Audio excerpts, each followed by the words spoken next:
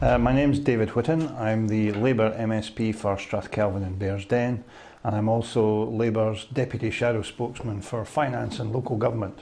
Well, I'm a constituency member, so my job involves very much representing the area of Strathkelvin and Bearsden, which is just north of Glasgow, bounds on the Glasgow boundary, and basically it involves me representing the people of that area in the Parliament, taking up their issues and problems with the Scottish Government and anybody else they have problems with, and also on the political side, speaking on behalf of the Labour Party in the Parliament here on financial and local government matters, and I'm also a member of the Finance Committee.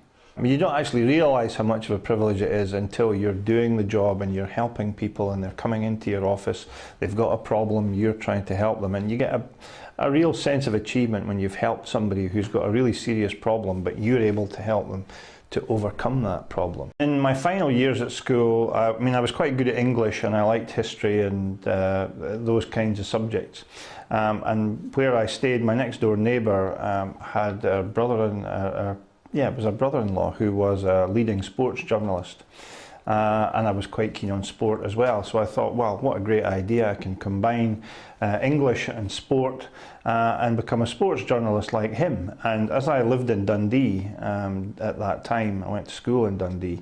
Dundee has a big tradition of journalism with DC Thomson's, and they tended to recruit from the school that I attended. So I applied for a place with DC Thomson's and was lucky enough to get a job with them in local newspapers, and it kind of took off from there. So my first job was very much subbing copy from all our correspondents across the Highlands. So, I mean, these were, the local postmistress, the local teacher and so on, who would send you down little snippets of news from their villages across the Highlands, which I then had to just sort of rewrite and sub onto the page, and the paper went out every week.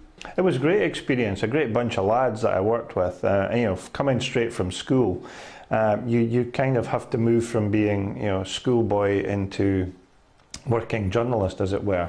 And the guys I worked with were very good at doing that.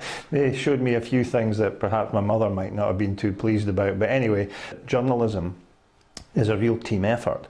Okay, you're the journalist out there getting stories or subbing them all, but I mean, to make up a newspaper comes from all different parts, and there are different parts of a paper as well. So for me, it was a great learning curve, which I guess stood me in good stead right throughout my working life. There's so many opportunities within university education now. You go to the likes of Glasgow University, they've got their own television studio, they produce their own newspaper, they have their own radio station, so you can go and get your degree and work in journalism as well, and some really good journalists have come out of that university system. When the televising of Parliament first arrived, and STV decided that they needed somebody down there who could more of a news background to turn things around for the news programmes, and I did that for 2 years. But while I was there, it was also the time of the first Gulf War, and I was also accredited as the defence correspondent.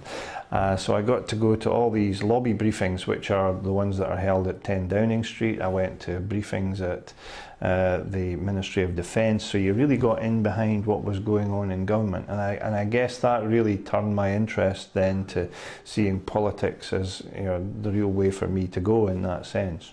So I suppose I did sort of kind of start thinking at that time, maybe I could do this. I've spoken to politicians all the time. I was interviewing them all the time, some good, some bad, and thinking, well, at some point, you never know, I might get into that.